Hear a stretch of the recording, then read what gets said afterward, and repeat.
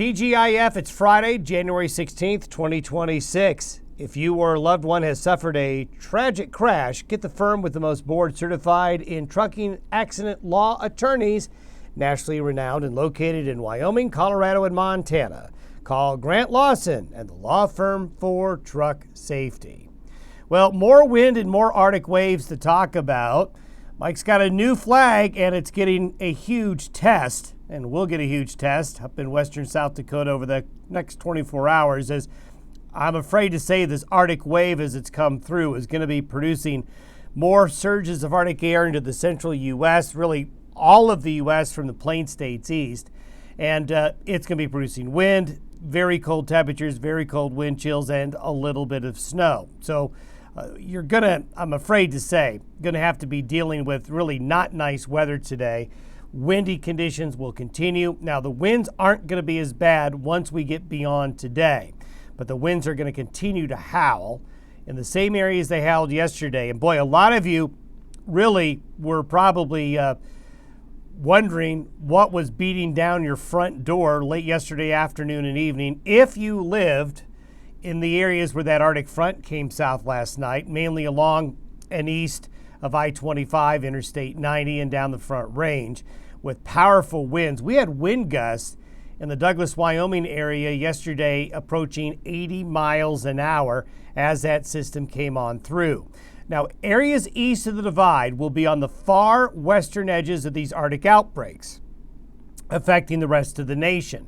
So this is going to cause up and down temperatures. If you're along the Continental Divide or just east of it, you're going to be colder one day, warmer the next, colder and windy the next, warmer. It's just going to kind of go back and forth as these Arctic waves will sort of wash up against the Continental Divide. But west of the divide, the big high pressure ridge will continue and we'll do what we've been doing all week. Where's that ridge axis by late next week? Is it going to move? Well, we'll take a look at that. Now, you just might say, well, that's a nice sundown photo, but if you look carefully, I mentioned the high winds in Douglas. Here is the Arctic front, the leading edge of it, with blowing dust, and a lot of tumbleweeds were reported down I-25 from Interstate 90 in Montana and Wyoming to I-25 in Wyoming and I-25 into Colorado. It became a tumbleweed storm as that front came on through. But well ahead of the front, beautiful shot there in southern Colorado. It's been some frosty mornings with this high pressure ridge west of the divide. Craig, Colorado is a good example of that. You get cold air trapped. So the nights are really cold, but the days are pretty mild. And here's another shot of the advancing cold front, this time the high and mid-level clouds out ahead of it. And then before the cold front that slammed into Lusk late yesterday afternoon, a pretty sunrise. The water vapor today really showing the western edge of kind of where the winds aloft are coming in from the northwest. And there's your high pressure along the west coast, the low pressure out ahead of it, building the high pressure. Then here we come down again. So you're going to see the high pressure ridge kind of get squeezed a little bit, but it's really expanding northward. So we're seeing the very strong jet stream winds we showed you yesterday still residing in Montana, Wyoming, and the Dakotas, western Nebraska, northeast Colorado. So this is going to be the zone of very powerful wind gusts today and colder temperatures and colder wind chill values. Then the Arctic air is just going to flood across the United States throughout the course of the next 72 to 96 hours as these waves come on through. Here are the maximum wind gusts through midnight tonight, roughly.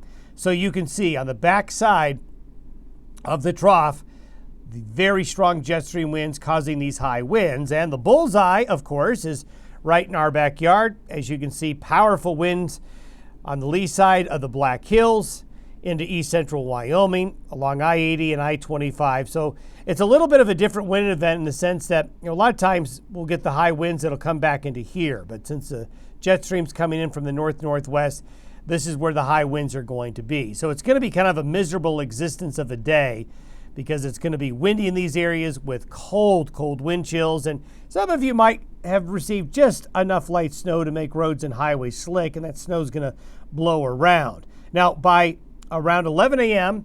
tomorrow, Mountain Time, you can see that the next wave, the Arctic air, is settling in, and you can just see where it goes right up against the high plains. That's as far west as it can go before it heads east. This is by Sunday, so you can see there's a quick movement of the Arctic air mass from Saturday to Sunday, going deep into the south. There's a little bit of a Chinook Sunday. This is what I mean by a little bit of an up and down roller coaster ride with temperature, but here's the next Arctic recharge coming in right behind it. So this is going to cause some temperature whiplash, especially along and east of that line right there as these Arctic waves come through. So that's Sunday, that's Monday. And look what happens. Same thing. The cold air backs westward just to the I-25 corridor to the Front Range. Can't climb the foothills and mountains, though, so west of the divide stays warm. Sub-zero temperatures penetrate the Great Lakes, parts of the Corn Belt in the Midwest. We're going to see freezing temperatures in north central and central areas of Florida. And yes, we could see some snow reaching all the way to near the Gulf Coast region. So this is where we're going to be on Tuesday. And see, there's a little wave here. And this wave is going to drag down colder air in on Wednesday. Really, once we get beyond Tuesday of next week, don't pay too close attention to long-range forecasts because there's going to be some high variability, especially with this Arctic boundary. Because if it decides to be a little bit further west, your weather forecast on your phone app will blow up. If it goes a little bit more east, your forecast on your phone app will blow up past Tuesday. Here's the ridge axis. It's still right along the west coast. This is by Tuesday. But we'll have to see what this little wave does. This little wave is either going to pull this colder air more to the southwest if this axis goes westward, or again, it's going to flood the zone into areas that are already continuing to get Arctic air. So this is Tuesday. So after Tuesday, confidence levels in the weather forecast, quite honestly, are low. We just got to see what happens here.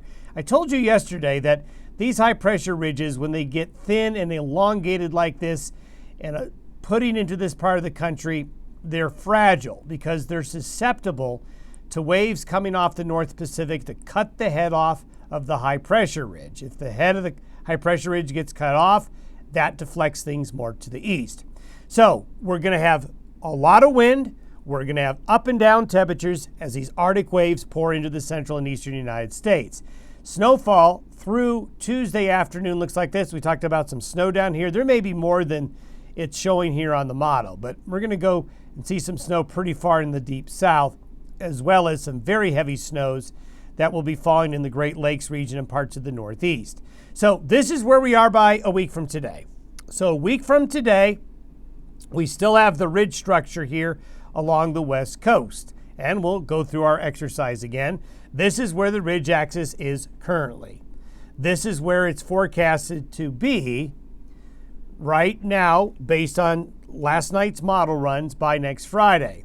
This is where the forecast was yesterday. So for those of you who have been watching every day, you know these black lines have just been swapping back and forth. And it doesn't look like much distance between the two lines. And you might say, well, what's the difference? Well, it can be a big difference. Also, a big difference maker in how late next week unfolds is what happens up here with this low and this high. There's going to be some real hard times in the modeling trying to figure out this part of the globe right here, because these lows right here will be sort of attacking the high or building it up or taking the head off of it. Then as these lows rotate around this polar vortex, this is a well-established polar vortex. These lows, like spokes on a wheel, will rotate around the polar vortex like this. As these spokes come counterclockwise, sometimes these spokes will head out west. And if they head out west, they cut the head off of the ridge. If the spoke stays contained and comes down, well, that's where you get the Arctic outbreak further west. And there's just a lot going on. There's a lot going on, a lot of moving parts right here. So we really should not expect the weather models, just because they can't, 7 days out from now, to get a really good handle at this point in time in this part of the world because of the spokes rotating around the polar vortex, the lows coming across the North Pacific, and because both of these elements will impact the most important element on how the weather goes in the western United States, which is that ridge of high pressure. So stay tuned. But it does look like the trend will be somewhat of a colder regime further west by late next week. It's just going to be a matter of what happens up here in this part of the world, because this part of the world is a huge driver in what happens in this part of the world going forward. Have yourself a great weekend. Stay warm, and I'm sorry for the wind. Hopefully it'll be a little bit better after about 24 hours or so. We'll see you on Monday.